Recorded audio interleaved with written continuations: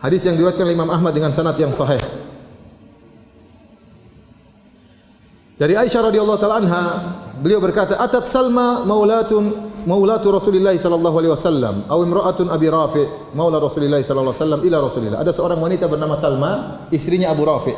Dia datang menemui Nabi sallallahu alaihi wasallam, tasta'dzinuhu, minta izin untuk bertanya tentang Abu Rafi. Qad darabaha. Ternyata suaminya Abu Rafi telah mukul dia. Maka dia mengadu kepada Nabi sallallahu alaihi wasallam, suaminya Abu Rafi telah mukul dia. Maka Rasulullah SAW bertanya kepada Abu Rafi, "Malaka walaha ya Abu Rafi?" Ada masalah apa antara engkau dengan istrimu, hai Abu Rafi? Kenapa kau pukul dia? Kata Abu Rafi, tu'dhini ya Rasulullah. Istriku mengganggu aku ya Rasulullah, makanya saya pukul. Faqala Rasulullah SAW berkata kepada istrinya, Salma, "Bima adaitihi ya Salma?"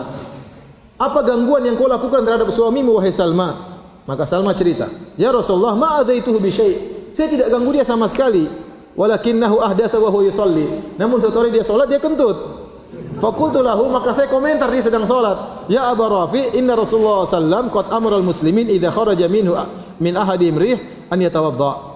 Saya katakan dia lagi sedang salat sambil kentut, saya bilang, "Wahai Abu Rafi, Rasulullah SAW memerintahkan kaum mukminin kalau salah seorang sedang salat kemudian buang angin, hendaknya berwudu kembali." Faqama fadarabani. Kemudian dia bangun, dia pukul saya. Faja'ala Rasulullah SAW yadhak. Rasulullah SAW tertawa, dikira ada masalah besar. Ternyata gara-gara kentut ditegur. Dia tidak mau lagi salat kentut diganggu. Dia tidak tahu hukumnya. Dia tidak tahu apa hukumnya. Buat Rasulullah SAW tertawa. Maka Rasulullah SAW berkata, "Ya Aba Rafi', innaha lam ta'murka illa bi khair." Wahai Abu Rafi', sungguhnya istrimu tidak mengajakmu kecuali kepada kebaikan. Masih ada waktu? Baik. Dalam satu hadis yang lain dari Aisyah radhiyallahu taala anha, qalat ja'at Sahlatun bintu Suhail ila Nabi sallallahu alaihi wasallam. Ada seorang wanita bernama Sahlah bintu Suhail datang kepada Nabi sallallahu alaihi wasallam. Kemudian dia berkata, "Ya Rasulullah, ini ara fi wajhi Abi Hudzaifah min dukhuli Salim." Ya. Saya melihat suamiku Abu Hudzaifah cemberut tatkala melihat Salim masuk ke rumahku. Salim ini sudah lama tinggal di rumah Abu Hudzaifah bersama istrinya Sahlah. Tetapi lama-lama Salim menjadi dewasa. Tatkala sudah menjadi dewasa, masuk rumah, keluar rumah, suaminya jadi cemburu. Tadinya enggak, tadinya anak kecil, kemudian sudah jadi dewasa, mulailah suaminya cemburu. Setiap Salim masuk ke rumah, ketemu istrinya, cemburu suaminya Abu Hudzaifah. Maka bagaimana jalan keluarnya, wahai Rasulullah? Rasulullah SAW berkata, "Ardi'ihi." Susui si Salim. Sudah besar nih.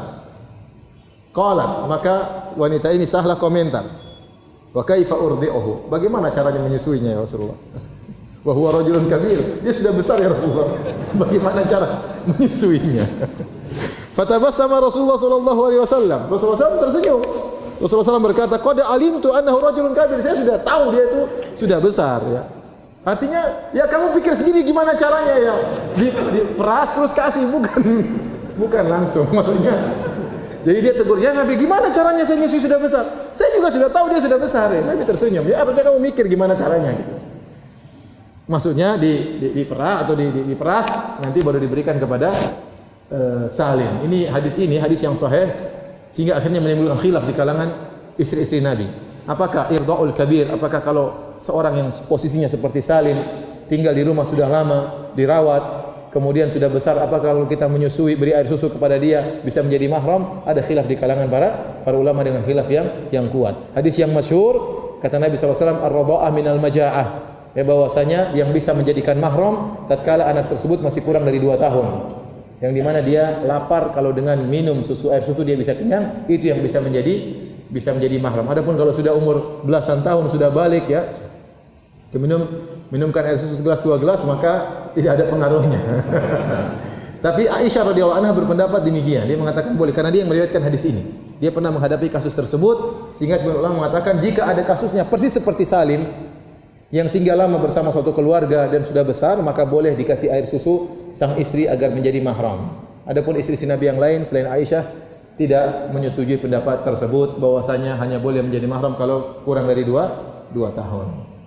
Baik, hadirin dan hadirat yang dirahmati Allah Subhanahu wa taala, sampai sini aja dulu ya. Nanti habis salat kita Lanjutkan lagi.